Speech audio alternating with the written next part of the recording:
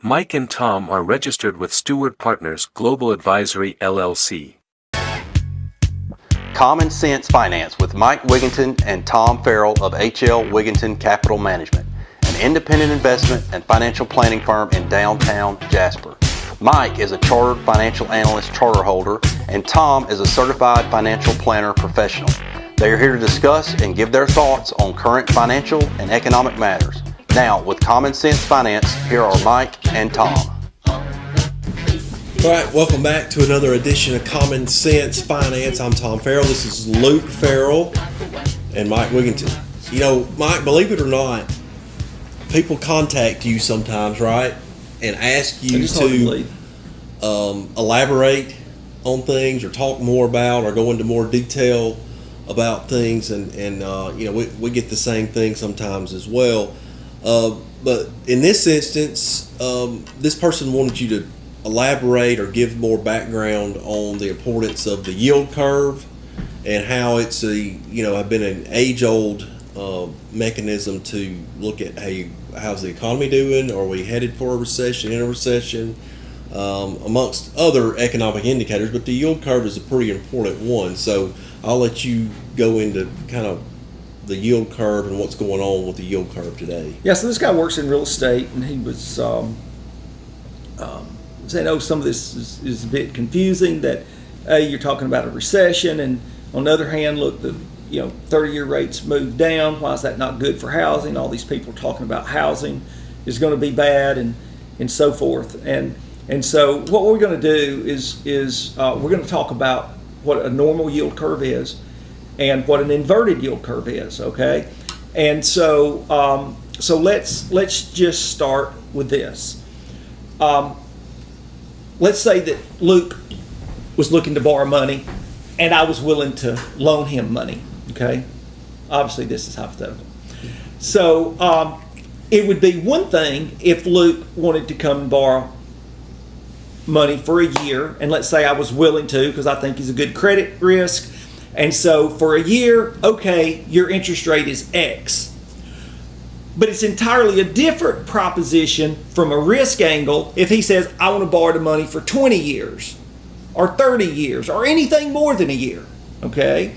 Then perhaps I'm still willing to lend you the money, but the rate's going to be different, and it's going to be higher because a lot more can go wrong in 10 years versus 1, or 30 years for sure versus 1 year. And so I don't know, man, what might happen. There's more questions, so there's more risk. And so I'm going to charge you a higher rate to compensate myself for the risk level. That's normal. That's normal. Yep. So when you look at a yield curve, okay, and you're looking at time on the x-axis on the bottom, okay, and the yield or the interest rate on the y-axis, then you're going to see it's upward sloping. Our director is going to put a chart up of the yield curves, okay, and so you're going to see the normal on the left, where the rate for a 2 is higher than a 1, and 3 than a 2, and a 10, and so on and so forth, all the way out to the 30-year horizon. So a normal is upward sloping, okay? So an inverted curve is when you have longer horizon, so the 10 years trading at an interest rate that's lower than a 2. And typically they talk about the inversion between 2 and 10. Some people will look at different parts of the yield curve, like 6 months versus 2 years, right. And they want to get into, that's more predictive. And so I'm not going to split hairs there, okay? I will say, though, that there's no such thing as perfect, all right? So there have been times when yield curves inverted, and generally speaking, an inverted yield curve, we won't talk about why, but an inverted yield curve is predicting a recession, all right? And there's no such thing as perfect. There have been times when a recession didn't happen. But it's one of the more powerful economic predictors in our history. And then what you talk about is, well, what's the lag time between when it inverted and when the recession began? Okay, a lot of people forget about that. But it's not immediate. It is predicting. And generally, when you're predicting something, those things that you're predicting are out in the future.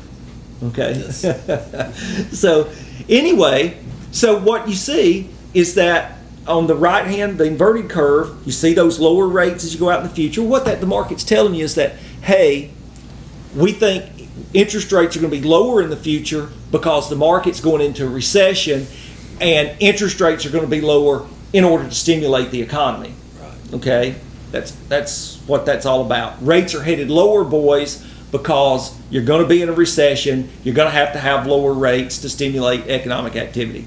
So then the question our real estate friend has on the heels of that is that, well, everybody's saying the housing but is going in, but if the 30-year rate's going lower, isn't that good?